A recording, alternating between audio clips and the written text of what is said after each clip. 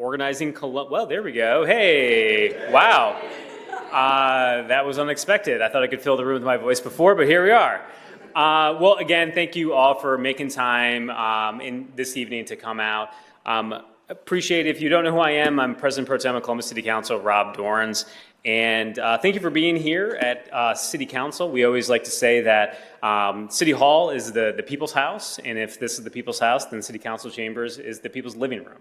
So thank you for being here tonight to honor Labor Day, which is coming up next week, but also talking about not just honoring a day, but honoring a movement.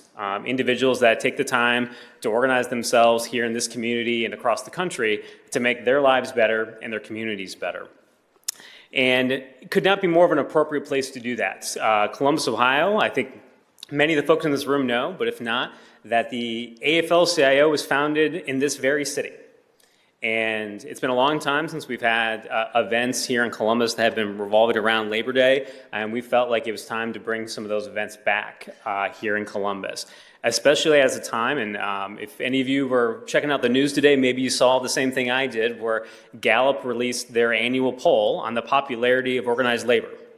And President Cropper, who I'm about to introduce here in a moment, is telling me I'm taking her talking points. So I'm going to move on very quickly. But one of the reasons that we're holding this event is that there are so many people in this country that view organized labor as something that's positive in our society, positive in our communities. And yet, while 70% of folks in this country say that they support organized labor and would like to form a union, only 12% of workers across this country are actually in a union. So many of that is because folks don't know how to actually organize a union themselves. And one of the reasons why we wanted to bring this kind of event here tonight was to actually sit down and talk with workers who have just gone through this process. Talk about why they did it, how others can do it. And oftentimes when you talk about these kind of things in the workplace, sometimes it can start out a little bit scary. And that's why we want to have labor leaders like them here today to talk about how they did this here in Columbus, Ohio. I did want to recognize a couple of folks that are here today before I introduce our speaker. One, my council colleague, Councilmember Nancy Diakauer. Senator Bill DeMora was with us earlier, but unfortunately he had to step out. I know we've got lots of labor leaders in the room, so I'm going to try to not count them all at once, but I did just realize I left out one elected official also in the room, Columbus City School Board member Sarah Ingalls. And I will be quick about my story because I think lots of you have heard it before, but I'm a very proud third-generation union member. I'm a member of the IBEW here in Columbus. My dad was a 41-year member of the IBEW. My grandfather was a member of the Plumbers and Pipe Fitters. And sort of family lineage or family lore at this point that I was born on a Saturday, and my dad was walking a picket line on a Monday. And that strike was about health care. So literally the first days of my life were defined by organized labor, fellow workers standing up with one another to make sure that they could have affordable health care. Literally that was my first days of life. And absent my dad having a union, absent my dad having workers that were committed to the labor movement, my family would not have had the economic stability that we had that allowed my sister and I to be the first of our family to go to college and have the ability to set down real stable roots to make sure that our kids have just as much of a chance at the middle class dream that we had. And that's why I think more families should be able to have that. And I think it's one of the things that's also lost. If you go back and look at the National Labor Relations Act, so the foundational piece of legislation that was passed in the 1930s that actually created the rights of workers in this country to form unions, in the preamble it states that it is the policy of the United States to encourage collective bargaining as a policy of this country. So when we talk about the reason why we're having this kind of celebration in Columbus City Council chambers is that it's not just on workers, it's not just on employers, but it's also folks in government creating the conditions for folks to be able to go out and organize the workplace and have that chance at the middle class dream that my family had. So thank you for being here today, and I have the utmost privilege of introducing our speaker before we get to our panel, President Melissa Cropper from the Ohio Federation of Teachers, who also serves as the Secretary-Treasurer of the Ohio AFL-CIO. And I'm going to say a couple really quick things and turn the mic over to her, but she started her career as a librarian in a school. And if you know anything about librarians, you should be both impressed and terrified of them at all times, because they're the folks that know everything is happening in a school. And she's brought that tenacity to the labor movement throughout her career. And she was first elected as president of the Ohio Federation of Teachers in 2012, and has since went on to also serve again as secretary treasurer of the Ohio AFL-CIO. And one of the things I love about President Cropper, and this is one of the reasons I asked her to be here today, is that at a time in which we have seen so much activism with workers across this country, the Ohio Federation of Teachers and other unions, some of which in this room, including ASME and others, have stepped up to bring their resources to the table to help workers organize. And it's very, very easy for folks to think that the labor movement is just about representing their current members. And it sometimes gets lost about making sure that other workers have the opportunity to have the same wages, working conditions, and benefits of folks that are already in unions. And President Cropper is somebody who has invested in organizing time and time and time again.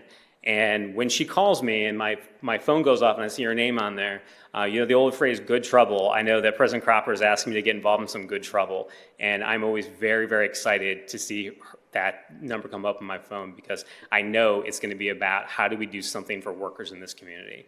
So with that, I'd love to turn the mic over to President Cropper. Thank you very much for that introduction. First of all, as a librarian, I want to just, as a point of personal privilege, say that I was not your typical school librarian. I very much had a reputation for having one of the loudest libraries in the state, if not the country. So I guess maybe it was starting union activism even back then. I have a story of how kindergartners pulled a mutiny on me one day because they wanted me to read a certain book to them that I hadn't planned on reading. And it's a pigeon book. And they sat there and went, pigeon, pigeon, pigeon, and created a ruckus until I caved. But I am very honored to be here tonight, and very honored, Councilman Dorans talked about how he answers the phone whenever I call. I would do anything for Councilman Dorans. He is a person who walks the talk. When he says that he believes in union organizing, he believes in labor, there's no question about it. And we have been successful with the organizing that we have done here in the Columbus area because of him and because of the rest of Columbus City Council. And can't reiterate enough how important it is that we elect people like Rob, people like Shannon, people like Nancy, the people that we have on Columbus City Council who have our backs in this organizing work. And it's not just having the backs of unions, it's like he said, it's having the backs of workers. That's what it's really about. They believe in workers' rights, and they believe that workers should have a voice in the workplace, and they put those beliefs into policy and practice. So thank you very much to you and to the rest of council for all that you have done to support our organizing efforts. As Councilman Dorans said, the Gallup just again came out with a poll. We've been watching these polls over the years, and again, union favorability is at 70% right now. Which is amazing. It's the second highest in 60 years. I mean, right up there with the first highest was just like a year ago, and they're right really close together in percentage-wise. So people in this country are hungry for unions. In addition to union favorability, there has been a 32% increase in the number of petitions that have been filed for new elections. And that was in July of this year. So just a little bit over halfway through the year, we'd already seen a 32% increase in this country in the number of elections filed. Number of strikes that have been happening, people willing to walk off the job to create better working conditions has more than doubled. But having said that, we're still, like Rob said, still at around 10 to 12% of people who belong in a union. And that is a problem that we need to address. That is why we need to continue doubling down on organizing. So we saw with the onset of COVID, or as we were coming out of COVID, that people really started rethinking their work-life balance. and really started thinking about what they wanted their working conditions to look like. Not that they had it before, but I think what became evident is that those people who had a union had better protections on the job. They were the ones getting the accommodations. They were the ones who had safer work environments. They were the ones who were able to leverage a voice to keep themselves safe, to protect their jobs, et cetera. So between wanting to have those protections and wanting to have more work-life balance, they came out of that really wanting to be a part of a union. I think that's why that union favorability went up. And so we started receiving lots of calls from people about forming a union. Now, I'm going to be honest with you. I started in 2012. We did not have a history of doing a lot of organizing at the Ohio Federation of Teachers. And I'm not blaming that on my predecessors, because even in my first 8-9 years, we were not doing organizing. But once these calls started coming in, we said, and the calls started coming in, and I hired staff who were really organizers at heart. That makes a difference too. We started saying, hey, let's look more closely at organizing, and let's put some money into organizing. And so the first one we actually reached out to us that we were successful with was Worthington Public Library. And once we started working in that, we kept getting more and more calls, and we really made a decision that we were not going to say no to anyone who called us. At that point in time, regardless of size, regardless of constituency, if people wanted to organize, the only way that we were going to grow the labor movement as a whole was to make sure that all workers had a union. So while we are traditionally K-12 and some higher ed, and we have Franklin County Children's Services, we had some other groups reaching out to us. So we had charter schools. Now, we already did have a few charter schools.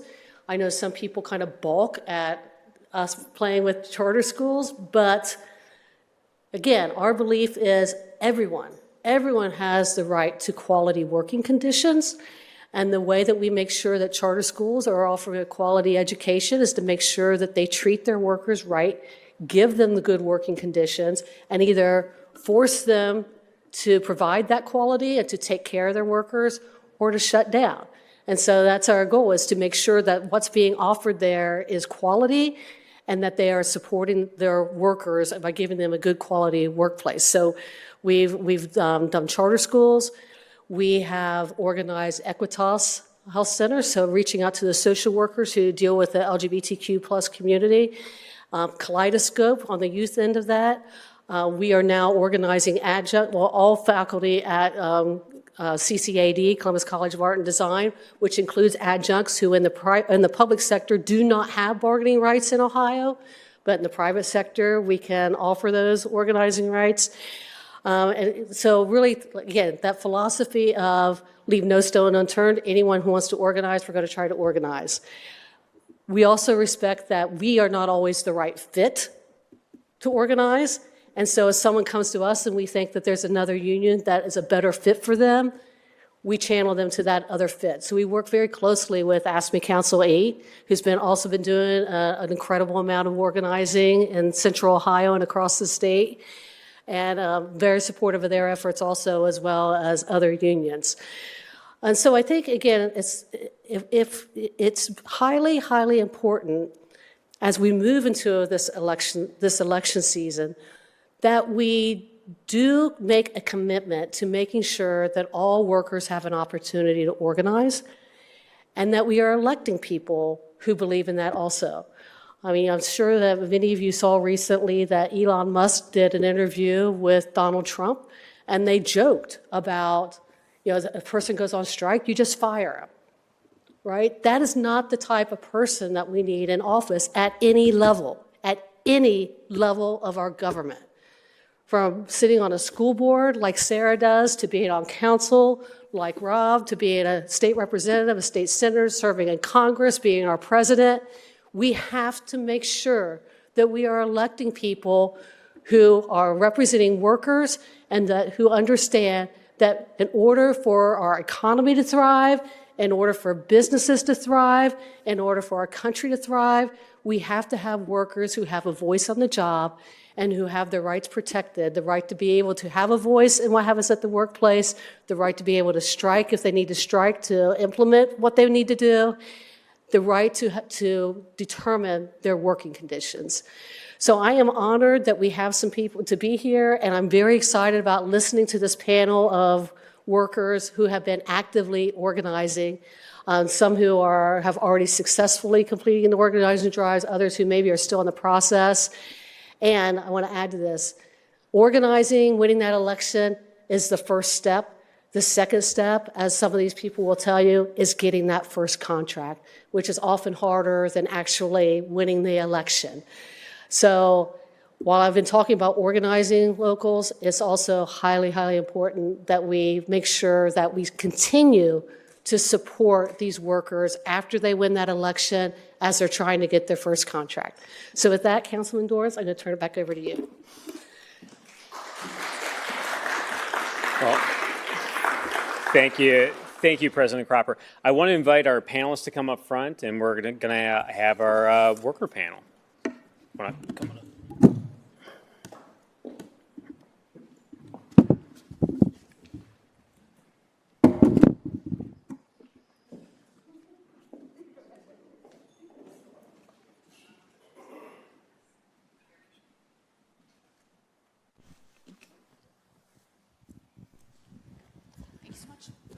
So I'm just going to have everyone sort of go down the line, and if you wouldn't mind introducing yourself, let us know who you are, where you work, and sort of what started you down the path of forming a union in your workplace. Margaret? I'm Margaret Connect. I'm with Starbucks Workers United. I work at the store in Westerville, up north on the South State side. We were the second store in Columbus to unionize in early 2022. We have a little friendly rivalry going on with 88 Broad over here because they were the first and by a month. And so as far as what started me, it was kind of an accident. I actually got Starbucks, I started working there as a part-time job and told myself I wasn't going to get invested. And I'm here 4 years later as a union organizer. So yeah, it was a little bit of an accident, but a happy one at that. So. My name's Jo Snyder. I used to work at the Wexner Center for the Arts, which is part of Ohio State. It's the art museum on campus. We organized over the course of a couple of years. We started in fall of 2021. We're actually coming up on that anniversary soon of our first meeting.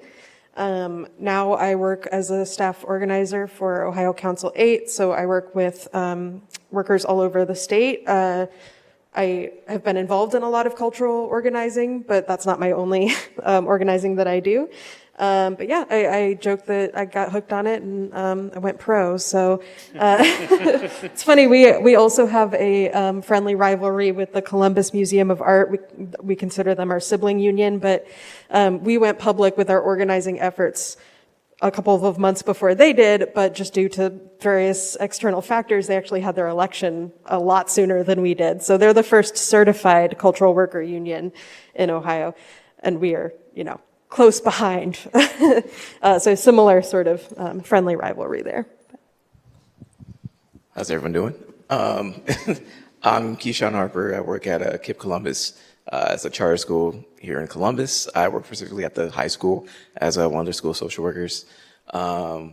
We have been doing this for a couple of years now. I think October of 2022 we went public, and we won our election that following May, and now since July of 2023 we've been doing contract negotiations. It's consisting of the teachers, social workers, paraprofessionals, and a couple other things that's kind of particular to there. But it's a K through 12 school that we represent everyone there. Yeah.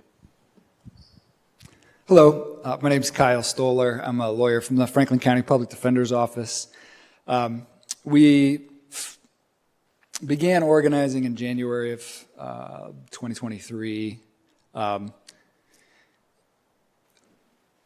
The main motivation was to have a voice, the same motivation I think everybody organizes for. It happened very quickly.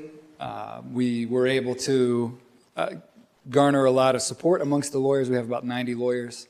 Early on, we met with both Melissa and Luke.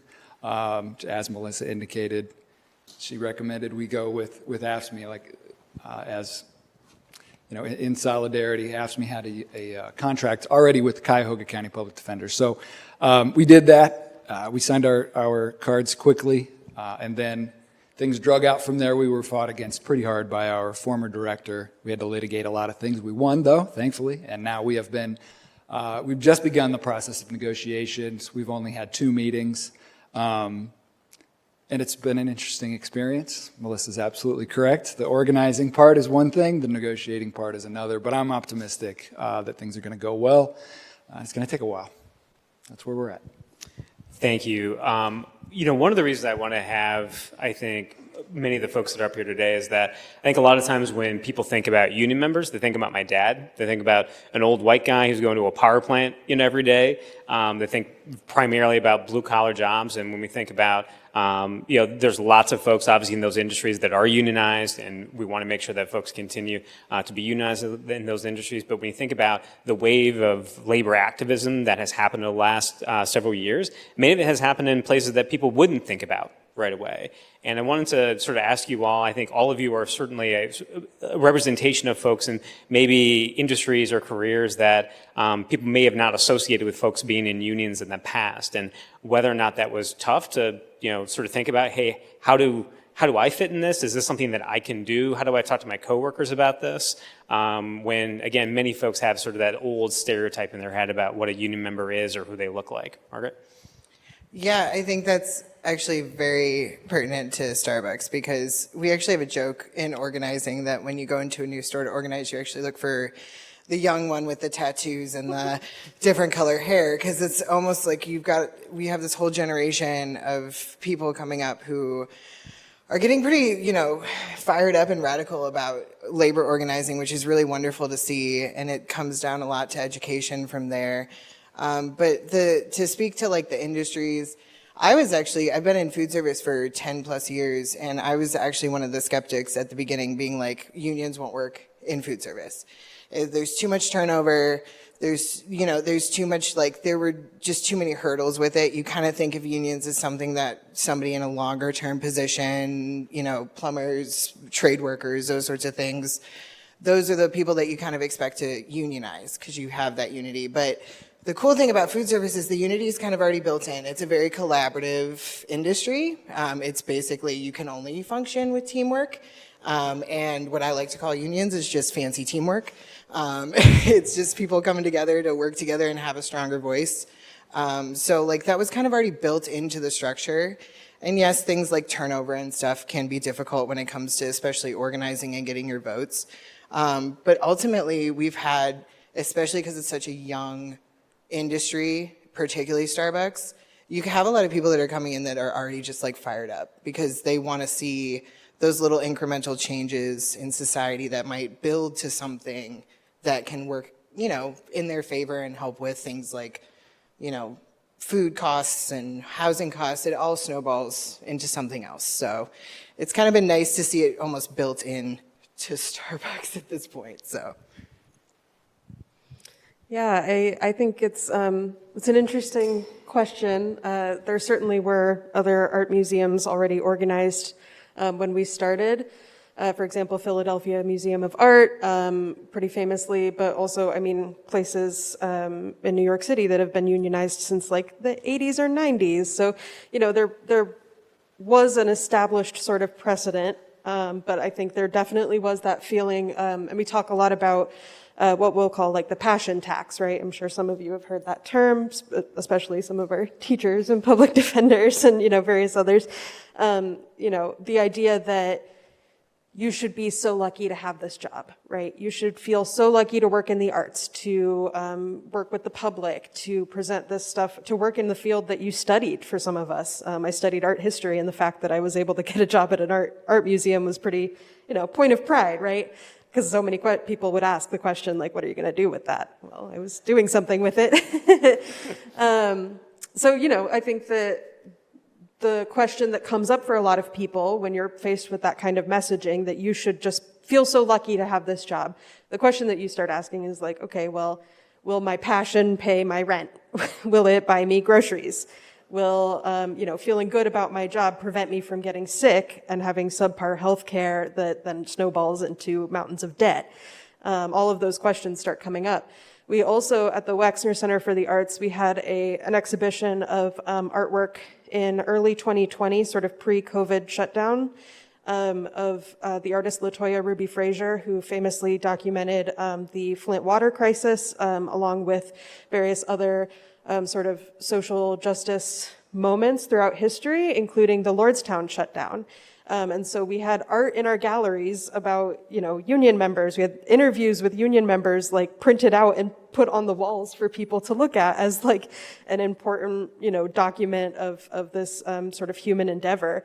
And I think that, that really planted a seed. Some of it was sort of a jokey ha-ha seed of like, wouldn't it be so funny if we unionized, like that, but just kidding, and then slowly as these things happen, it just stops being a joke and it becomes real. So, I think, you develop that sense of like, I do deserve this. I do deserve better.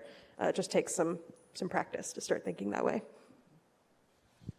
Yeah, I think at a charter school is a weird position because it's like, typically schools are unionized, but then like that's a no-no at charters, right? And I think we all understand like by design is built that way.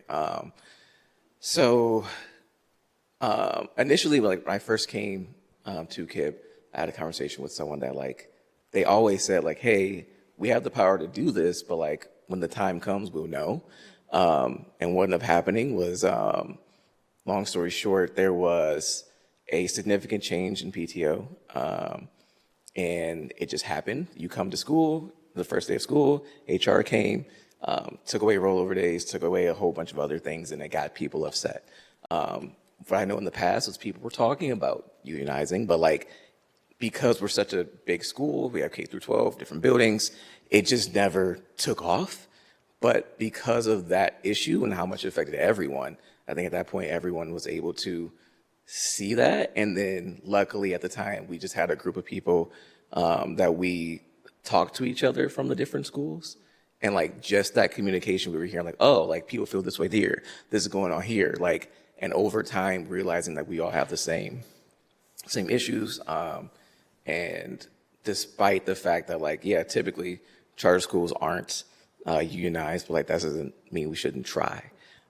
So that same person, when it became time, like, hey, it's time, we need to figure this out. Luckily, OFT gave us a shot and we had a hot conversation and got to the point where we are now, but it's just been a fight.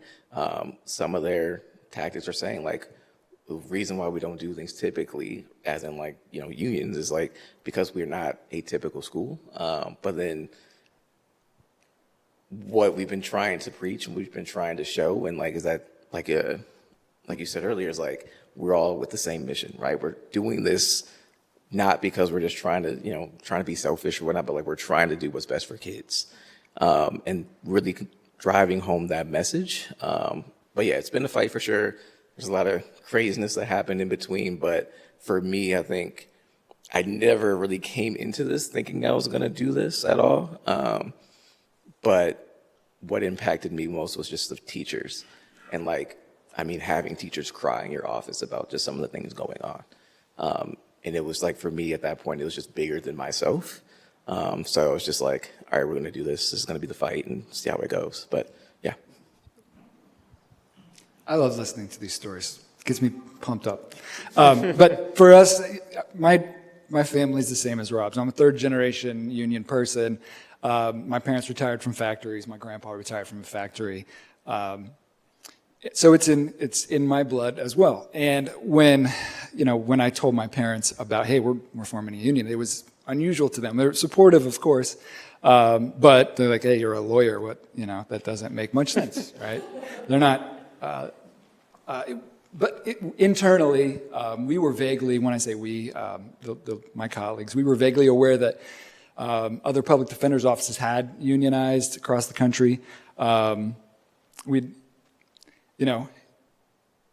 It's funny because here we are, public defenders. What we do is fight for our clients, fight for the rights of marginalized people every day. And then come back and continue to work hard and just pay the passion tax, deal with it, go along with what we think public defenders shouldn't get paid a fair wage, should just eat it and do your job. Shouldn't use that. We didn't use that same passion that we use for our clients for ourselves. So when we did, this, I'm ashamed to admit this, but we didn't realize that the Cuyahoga County public defenders had been unionized since like the 90s. And, they're a well-settled union, things work well with their management, things like that. So they're not particularly active. But when I learned that anyway, that was a big motivator to look more into that. See, hey, if they can do it, maybe we should. So yeah, it is unorthodox or unusual. It's exciting to see organizing in all of these different fields. And not only that, but the solidarity internally, but externally, When I drive by the Starbucks on 3rd and there are people out there, I'm honking and yelling. When it's exciting, and yeah, that's my. Thanks, Kyle. So I think both Kyle and Keyshawn sort of hit the nail on the head a little bit, and I'm curious if other folks have things they want to share about. Oftentimes there's sort of specific animated events around, hey, maybe the light bulb sort of goes off for folks of, hey, this is maybe something I've heard about before, but is there sort of a thing that happened or, sort of a critical mass of folks in the workplace that finally saying, yeah, we should actually do this. I'm curious if there's any of you want to share, if anything has stood out to you in sort of this time period in which it went from, Joe, when you're talking about like, hey, we sort of joked around these posters that were, about union organizing in our museum, and it then became not a joke anymore at some point. If there's, I don't know if any of the rest of you have sort of these moments that sort of stand out to you as, hey, this goes from sort of this conceptual thing to, no, this is something we should really talk to one another about. This is something that the law allows us to do. This is something that could improve our workplace, could make this workplace better for everybody. All right? COVID. It really was for us. I mean, if you followed the Buffalo campaign, which were the first stores to do it at the end of 2021, it really centered around COVID, because all of a sudden we were being told that we were essential workers that needed to risk our health and safety to be out with, inadequate PPE, serving the public. And it was a really scary time for everybody, because we really didn't know much about the COVID and everything like that. We're in one breath being told that we're essential workers, but in another breath, hours getting cut, benefits getting cut, those sorts of things. So it just didn't feel like we were being treated as essential. And that was a big conversation in Buffalo, and it was a big one here. And it was actually my co-organizer who came to us, at the end of 2021 after Buffalo certified, and he was like, we should do this. And that was when it stopped becoming a joke for us. Because I think everybody in food service at one point or another looks at each other and be like, walk out? Like, you guys ready? Because it's a stressful job, but it was almost like this expectation, like, it was almost a stereotype for food service. Like, you see it on TV, and like it's almost like dramatized of like the food service workers standing in the back crying in the walk-in, or like overwhelmed and getting yelled at by customers and stuff. And it just became like this accepted thing in the industry. And COVID just put it under like this massive microscope. And I really love being a part of this campaign, because it's starting to like really open up other people in food service to be like, well, just because it's the stereotype and the joke about our industry, it shouldn't be that way. Like when people are like, well, you should just, you're flipping burgers at McDonald's, why should you get a living wage? Because you're a human who deserves a living wage. So like, it was, yeah. So I think other people have touched on it, that COVID just like put everything into like sharper perspective, especially for the food service industry. Yeah, I would agree with that, sort of same precipitating event. And I like the language you're using too about how it sharpened the issues that were already in existence, right? Like it didn't create anything new necessarily. It just highlighted, pay disparity and poor health care, limited PTO, all of those things. Similarly, It's so interesting because we have so many different classifications represented at the WEX. So we have some front of house workers who were brought back very, very early. I think June 2020 early. So pre-vaccine, everybody's still wearing those like cloth face masks that don't do anything. No understanding of how, how this, virus spreads and affects the body. Like none of that information. And really we're just let loose, sort of like, okay, go back into the galleries, go sit there for a couple hours. Maybe someone will come in, maybe they won't.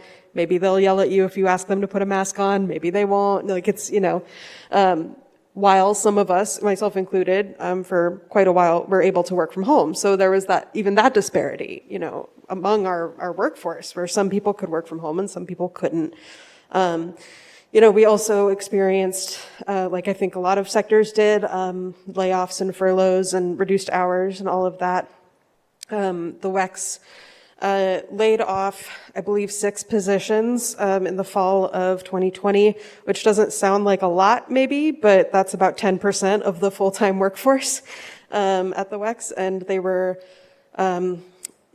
people who were sort of fixtures in the staff. I mean, there were several people who were very close to retirement, which felt, of course, very pointed, right? So I think that, that really similarly, kind of sparked something in people's brains at the WEX of like, all this talk of shared sacrifice, but who is really doing the bulk of the sacrificing, right? And what does that look like? And is there a way that we could make our voice heard and have input in practices that could be more equitable, could be safer, could be better researched, could be any number of things, because I think there's a lot of intelligence in workers and a lot of we know what we need to do our own jobs, right? Like we are the experts in our own jobs in many ways. And so I think we're the ones doing them. Exactly. Yeah. And I think that, going through a crisis like that did affect everybody, but affected everybody differently, really starts making you think about, okay, what is my voice? What is my outlet when we're in crisis? For a lot of us, there was none. It was just sort of take whatever came down through this hierarchical sort of decision-making process. So, did you all want to? So certainly we had years and years of not having a voice and some real discontent, but there absolutely was a tipping point, and appropriately enough, my colleague Andy can understand this. It was an email from our former director, notoriously communicated in horrible emails. But, that we had, a couple of people had talked about it. It was an abstract notion. We knew about Cuyahoga County, but there was an email. It was a jumbled mess, word salad that made no sense. There was then a reply, a very professional and kind one from a colleague asking for some clarification. The reply to which was just extreme disrespect and clear disdain for us to even wonder about the means of our employ. And it was so clear in that email that we didn't have a voice. That was the tipping point for me. I read that email and was enraged. And I have one other colleague, Chris Cannell, who's a passionate union person, and he and I had the most kind of concrete conversations at that point. And after reading that email, he and I talked, we have to do this. We absolutely have to do this. And saying it out loud to one another made us sort of accountable to, we're doing this, right? So, that, it did take that sort of tipping point to make it real, and then to speak it out loud to another serious person who is like, we're going to make sure we do this. We're going to hold one another accountable, and we're going to take the first steps. And that, as Rob indicated, can be very scary, and it was absolutely scary. That's for sure. So I had a question specifically for Joe. So you mentioned earlier you went from helping to form a union in your workplace, and then you went professional, right? So now you're a professional union organizer.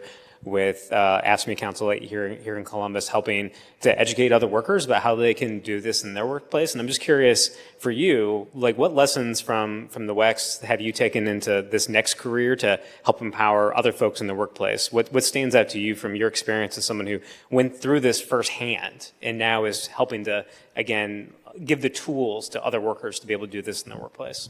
Yeah, I think, it gives you a lot of credibility, first thing, because I think that it's so hard. It is so difficult, it is so scary, and it feels so impossible because it requires you to take this leap of faith that feels otherworldly, right? And so being able to say that, well, we did it, and I am no more qualified to start a union than you are because I didn't go to school for it. I don't have any experience in it. I didn't at the time, maybe I don't want to say that too, in case my boss is listening and says, wait, I thought you had experience. That's right. You know what? I'm part of our staff union. I'm good. But yeah, so, that sense of like, I can do it, so can you is a huge thing.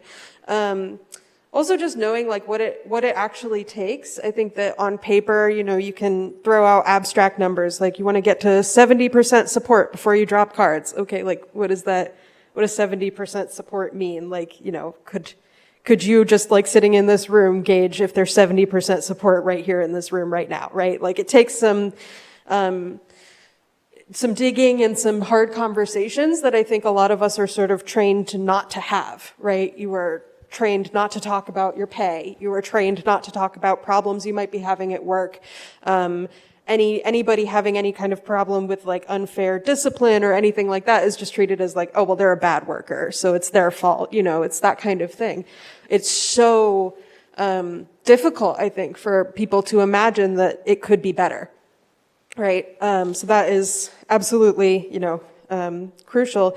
And I think like being able to communicate to people that it really is just about those conversations, and it really is just about, forming relationships with people. It sounds so simple and it sounds so like canned. And I'm sure that, some of the workers on campaigns that I'm working on right now are rolling their eyes like, oh, she just wants us to talk to people. She just keeps saying like, just talk to people. And I'm like, well, that is the tool that you use, right?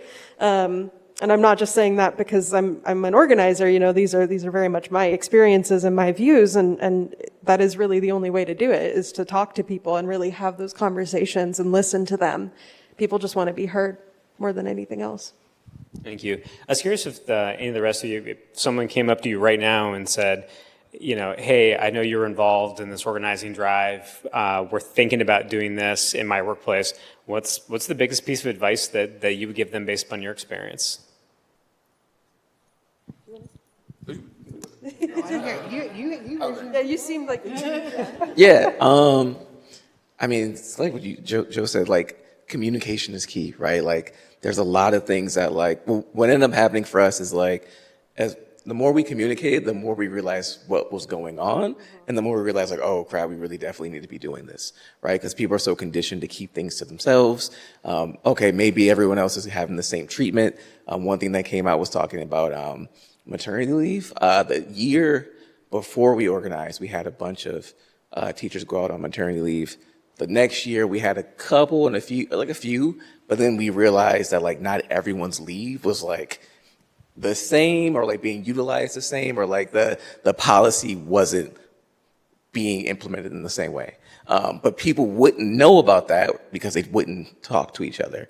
And I think beforehand too, like I said, before we actually organized, there was points and times where people thought about organizing, but like never went for us outside the school, right? So like the high school stayed with the high school, middle school stayed with the middle school, elementary, and then pre-K. And that just made people think like, okay, maybe everyone else is doing fine. If you are going to organize, I would say like talk to the people first, like talk to everyone, gauge what's going on, because what you may find is that people do have the same problems and the same issues, but we're just not talking to each other about it. And then the other thing I would say is like, when you go for it, like when you make that decision, like really go for it. Like you can't like half do it. A lot of times especially when we started organizing, there was like news news interviews, just a whole bunch of, or like putting your name out on like a post, like, or like a flyer, is not going to get done until like people can see that you're invested and that you're willing to do this and you're willing to put your name out there and you're willing to put everything out there. And then people usually gravitate towards that. So I would say communicate it with everyone, but then show people too that like you really mean this and like you're putting everything out there. Yeah, the first bit of advice that I would give anyone is do it. Organize your workplace. That's absolutely the first thing I would say. And obviously communication is huge. To add, I mean, those are the things that I would say. But to add on to that, I think what helped us, and we organized pretty quickly, I think what helped us, it was that we had a small core of folks who represented different parts of our organization. We have different units within, but also there was varying levels of experience, just a diverse set of folks. So somebody who's been there for 17 years, like myself, or 20 or 25 years, along with somebody who's been there for 1 year or 2 years. But for those younger folks to see, well, these more seasoned veterans have some skin in the game here, and they're willing to do it. I have the courage to do it, and also young people are ready, and it's awesome. We have a critical mass of young folks in our office that I love, and they have, they follow me and I follow them. We work together really well. They inspire me. We inspire one another, and it's an awesome generation. We wouldn't have been able to do it without that kind of critical mass of young folks who are passionate about organizing and about being better humans, and it's exciting. Well, I'll be really quick, yeah. Yeah, I think, maybe a little less flashy and, like cool sounding, but like document everything, like genuinely, like, because someday you might, let's talk about like naming conventions for your files. Let's go.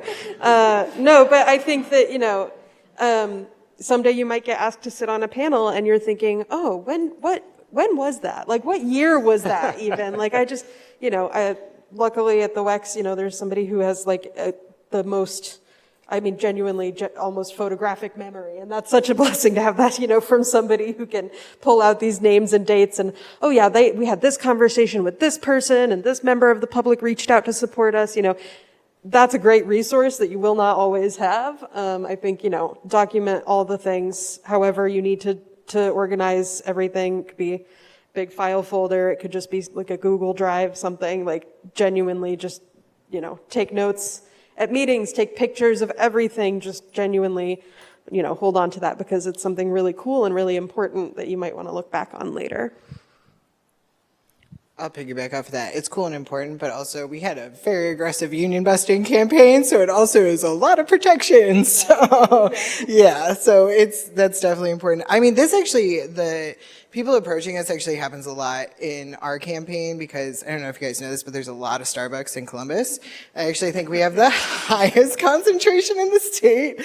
So, this actually has been happening a lot, especially since they agreed to come to the bargaining table where, like our store in 88 Broad, and we've had several stores, mostly in northern Columbus, that have been a part of the campaign for several years, and we've become like organizers for the campaign because that's us reaching out to them. And honestly, through it all, one of the things, I don't know if this is advice or just like pointing it out, that a lot of the times you're already having the organizing conversations without knowing it. At least in my industry, I know it's different across industries because we have the opportunity to stand around and talk with each other a lot, and there's plenty to complain about. So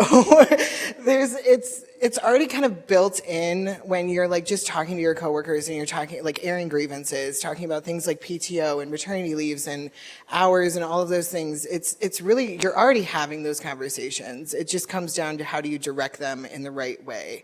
And that was what we learned throughout the campaign. was just how to like make them more intentional so that they reach a goal. And I think that that's that turning point that everybody gets to where it's like, okay, we were just chatting about it and now we got to do it. And I can't reiterate more what you said. Just do, like when you decide to do it, just do it. Like you need to, especially if you have aggressive union busting, you kind of just need to like collectively make that decision and just go for it because, you know, especially in like retail and food service like us, capitalism does not like unions. So they are, you know, it doesn't really matter the personal viewpoints of some people in the higher levels. It's just, it's against what capitalism or what they're trying to do, which is their bottom line. So we just had to be prepared for that. So I also want to add on a less serious note that it's also pretty cool to have a great logo, and the Franklin County Public Defenders Collective has, I think, the best logo out there. If you haven't seen it, it's the duck, which I think comes from the softball team. Yes. So that. Yeah, it's a fun duck, so get some good branding. I'm curious, so some of you have went through this recently, many of which are still working towards their first contract, and I think picking up on what Margaret just mentioned about so often as a culture in the United States, our relationship to work is a bit warped from time, where we're sort of trained to think that again, I think a lot of you mentioned, I think, maybe Kyle, about the passion tax, where people should feel lucky or fortunate to have the job they have. And oftentimes when you think about how having a union in which you have more of a voice in your workplace, like can change that relationship with work. And I'm curious if any of you feel different about your work now, having gone through this process, and if so, you know, how's this affected your relationship with your coworkers, yourself, your relationship to sort of work itself? Well, so we didn't get like passion taxed. We almost got like you should be lucky sort of situation because Starbucks does provide really good benefit packages for like part-time workers and stuff like that. And, you know, they have a lot of more progressive benefits. A lot of those benefits are tied to hours, though. That's the less known thing. They advertise that they have great benefits, but then often use the hours to be able to undercut those. And so, like, especially, I mean, when Howard Schultz was still at the helm, unfortunately, he said a couple things when the union movement started that was about, like, well, we treat our workers really well. Why would they ever want to do this? And so we got that a lot. And honestly, in the end, it really just unified us more because it was like, it's kind of an out of touch. It's a very removed perspective to say something like that because you may treat us better, but like overall, we're still not earning a living wage. Our benefits are dependent upon our hours, which you can control at any point. You can take away any of these benefits at the drop of a hat if you feel like it. And so it was, you know, at least for our store, it was frustrating to hear those sorts of things because it was like, one of the things we always says is if we hated Starbucks, we wouldn't try to unionize it. We wouldn't try to make it better to stay. So we want to stay. We want to keep working for the company because a lot of the times there are a lot of good things about working for that company, but we want to work with them because often, like the big thing at the beginning of the campaign was that Starbucks often says that they leave an empty seat at the table at the boardroom. It's like the board members and then the empty seat is supposed to represent the partners and their voice. But our question was, why is the seat empty? You know, like, why don't we have someone there? So you know, it's like they're coming right up to the line, but not, you know, they're like, we want to include you, but not really. So, yeah, like so that was like a very unifying thing for us in the store was just like, well, you know, you say that you want this, so okay, fine, we'll do it. And, you know, it was unifying on the store level. It is frustrating on a corporate level, but I also, you know, we understand it from, you know, the bottom line point of view. It's just, you know, we're humans, not bottom lines. So like we just kind of went for it, I guess. That feels like a part of like a comedy stand-up. Like that doesn't even sound real. They have an empty seat to represent the workers' voices. Like, do you hear yourselves? Like, yeah, I think that, you know, it's a really empowering experience. It's also very frustrating, like you're kind of pointing towards. It's also, I mean, my relationships with my fellow workers at the WEX were completely and utterly changed because of the work that we did with the union. I think, the bonds that we formed, the friendships that we developed, some of those people became like family. People that I had never talked to and thought I had nothing in common with turned out to have a lot of the same concerns that I had, we're not so different, right? So that is, it's a little mushy, it's a little feelingsy, but it is one of the huge things that changed for me in my life and in my work was that sense of connection with my fellow workers. And you just can't manufacture that, and I think when you really spend a lot of time sitting with somebody and hearing what their concerns are and what they care about and why they care about it, right? That changes you and it changes your relationships to people. And I think it just, I don't know, I've seen it, and now being on staff, I have seen it from the outside, right? I've seen it change people and seen people go from shy and reserved and like mind my own business, stay on my own lane to becoming these like amazing powerhouses, and it's such a privilege to watch that happen over time. And I just think that there's really nothing like it. Not to romanticize it because yes, it is completely frustrating and it just sometimes feels like you're banging your head against a brick wall. But, I think that aspect of it just can't be understated. Yeah. I think for me, I would say for like a lot of our organizing / bargaining committee is like everyone, or at least hopefully everyone, or most people go into education feeling like they can impact like students, right? Like impact maybe their classroom or maybe the student body. But with this and through this, I kind of look at things a bit more like I can do more, right? Like there's more things that we can impact now that we work with management, right? That we have a say of like all these things that we see that are going on that's wrong, that we can make better. We're like, hey, like we have an opportunity now. Before it'd be like, okay, that's just how it is, keep it pushing. But I think now is like, I'm seeing things and like now we're thinking about what can we bring to the table? What can we change? What can we extend to leadership, to admin to be like, hey, we see this, we recognize this is a problem and we want to help fix it. And I think that's one of the biggest things we've been trying to do. I think we've been doing a good job of it in negotiations. It's like, we see issues that we want to help you guys with. And we feel like we have some of the solutions. If not, we have other sides you may not think about. So just for me, with the relationships with the workers, it's just like they come to me about different things now. And I feel like way more attached and way more, I guess have way more of a say in what's going on and way more of a emotional connection to the people. And I just can't, I went in thinking I would have something just because I'm doing social work, but like, it's just so much more deep. And then like now we're affecting like we were affecting lives before, but like not only the lives of students, but the lives of the teachers, the social workers, everyone there. Not only now, but because we're making a contract that never existed before, we know people coming in will have these same things for years and years. Yeah. They said it all pretty perfectly, but I am shamelessly mushy and emotional, and I will romanticize it, Joe. It did change our office. It revolutionized our relationships. It changed me as a person, I feel like. We were we supported one another, of course. We were sort of siloed into different units. We were also sort of siloed into our own very difficult jobs. And particularly during the organizing phase, it is extraordinarily exciting to come together and to say, to be able to say openly the things you kind of whispered to one another behind closed doors. That is extraordinarily empowering. And it really has changed. We're getting into the meat of the work, the negotiating part. And that's where the romance sort of wears off a little bit. But nonetheless, those bonds that were created during the organizing part, keep us going. And the fact that we had to share, we had to make sure everyone was heard, and we learned how to communicate better with one another. It has helped us now that we're transitioning into the more difficult phase of negotiating. As far as affecting my own work-life balance, I'm still working on that.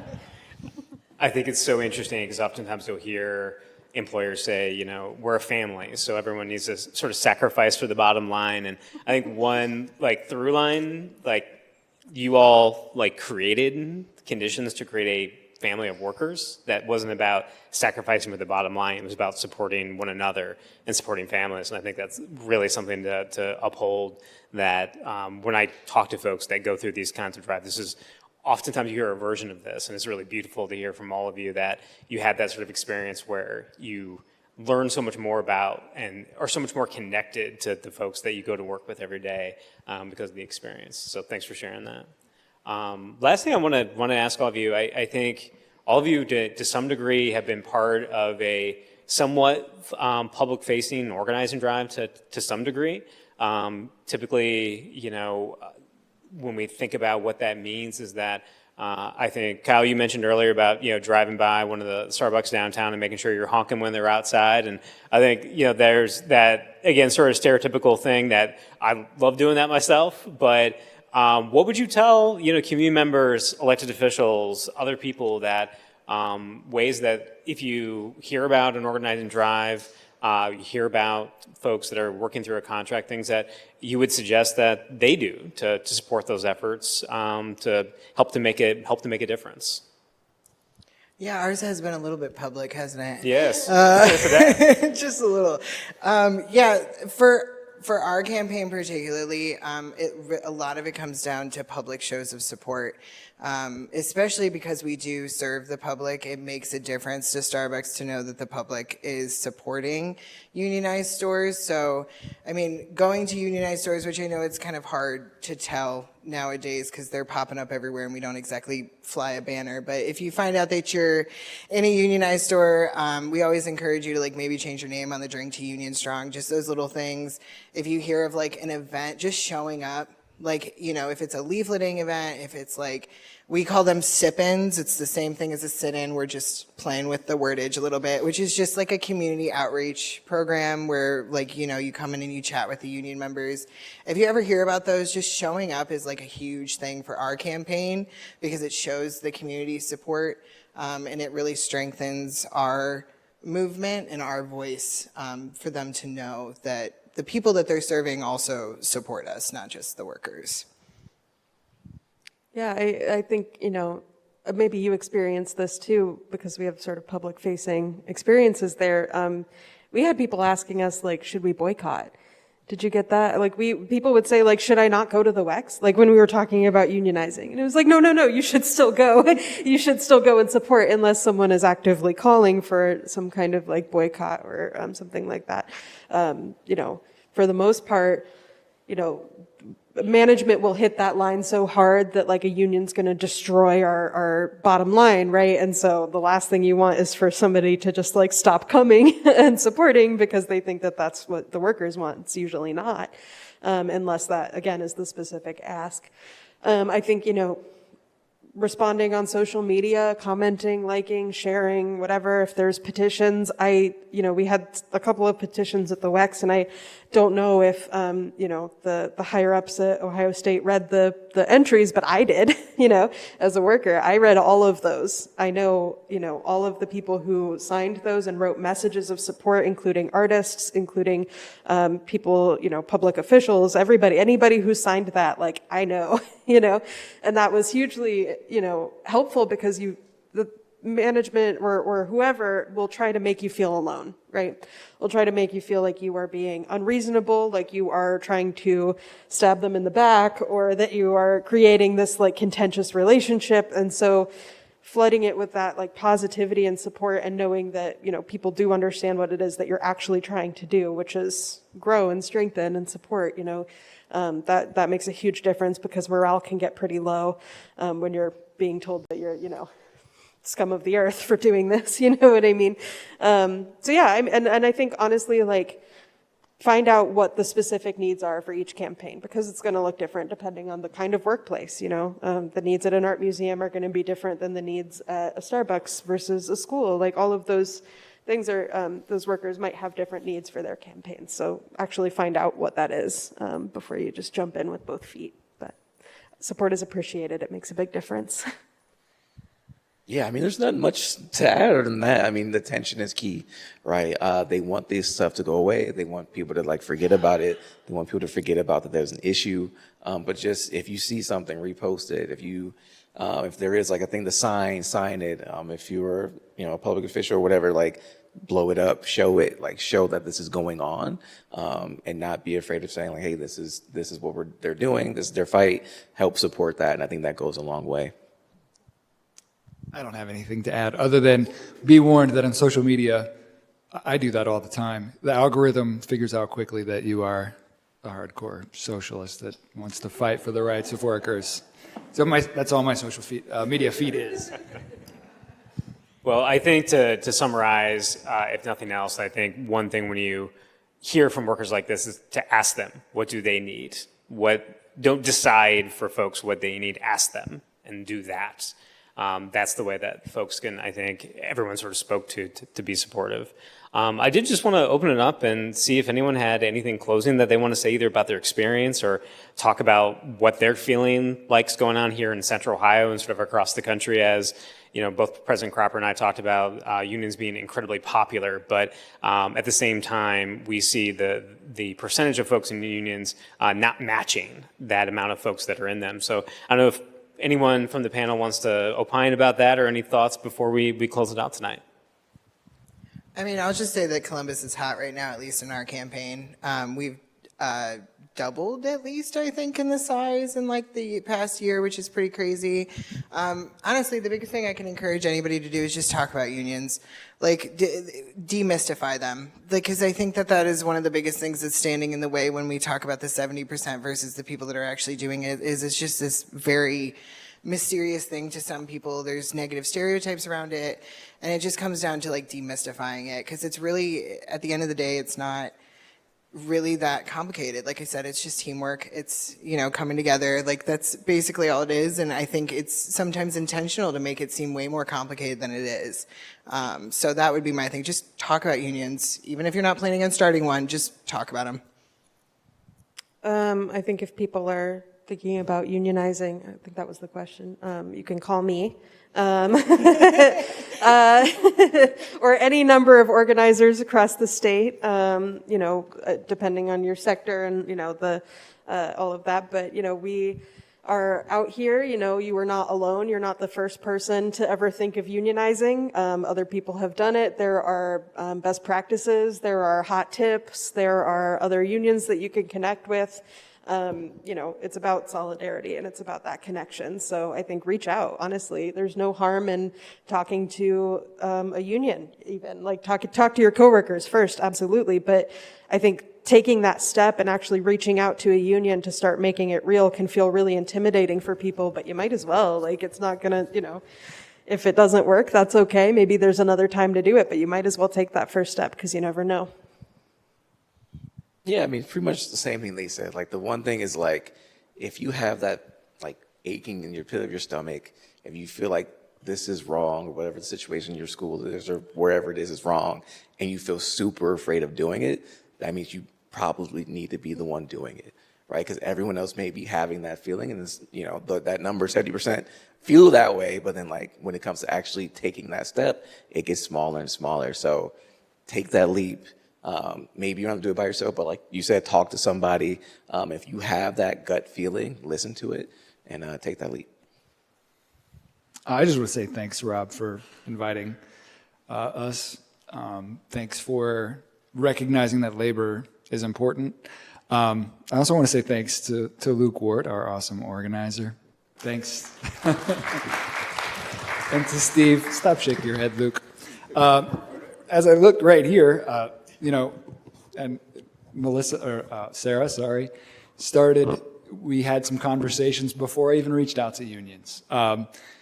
Jamie, Melissa, thank you for existing labor community so that when we took that leap of faith, you were there to catch us and support us. And it's pretty awesome that you all are here. In closing, with regard to what I would tell someone on the fence, call Joe, call me. Don't be afraid. It's terrifying. And I understand that. But you have protections. You have rights. Reach out and start to talk to someone. Talk to folks that you're with. But But don't be afraid. There is support here in this community, in the law, and in the labor movement generally. That's it. Well, I want to thank you all, but I do want to sort of make one point before we sort of close out, is that so often you hear folks say, well, we don't need a third party in here to complicate the workplace, right? But you know what a union is? It's the workers. It's Kyle, it's Keyshawn, it's Joe, it's Margaret, it's their coworkers. There's no third party. It's the folks in that workplace that decide to come together to create that union. And I think that's something that's, when we talk about demystifying organized labor, I think that's one of the biggest things that many folks in our community don't realize, that a union is nothing more than a bunch of workers deciding to get together, and rather than try to get the best deal that they can get on their own, it's about what is best for the collective. And individually, you have less power than a collective has, and that's the whole idea behind collective bargaining. And when you sit up here with folks like this who've done, I think you've all heard from them that they've done something that's scary and unknown and hard. And to sit up with them, these are very, very, very strong and passionate folks. And one of the reasons we want to have this event here tonight was for folks in our community, both here with us tonight, but also those watching online, to see that a union is these people sitting right in front of me. That it's not scary. It's just normal people who wanted to make the workplace better. So thank you for doing that. And if everyone could give them a round of applause.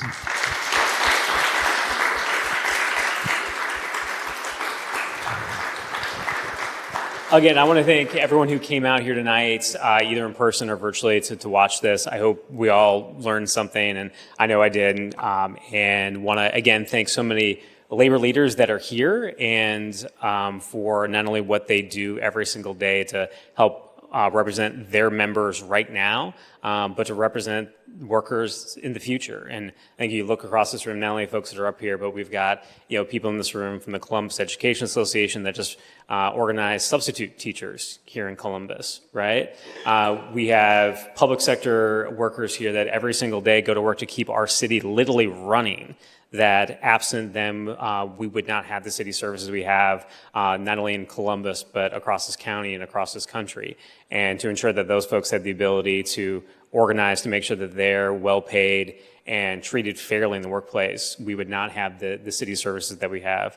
I look around and see friends from the building trades that are organizing people literally every single day in the construction industry that has a notorious history for wage theft and treating people without dignity, and making sure that more people have access to a living wage and healthcare and benefits long term to help find that economic stability for their families. So I'm excited about where Columbus is in this moment. I'm excited what the labor movement is in this moment. And it was important for me, given all that energy that we're feeling right now in Columbus, to have an event like this where not only we get ready for Labor Day here coming up next week, but to remind folks that Labor Day is more than just a day off work, more than a day of having a barbecue with friends. It's about honoring the past sacrifices of workers, but also honoring the sacrifices of literally people who are doing this right now, and to show how more people in our community can do that. So appreciate everyone being here tonight, and happy Labor Day.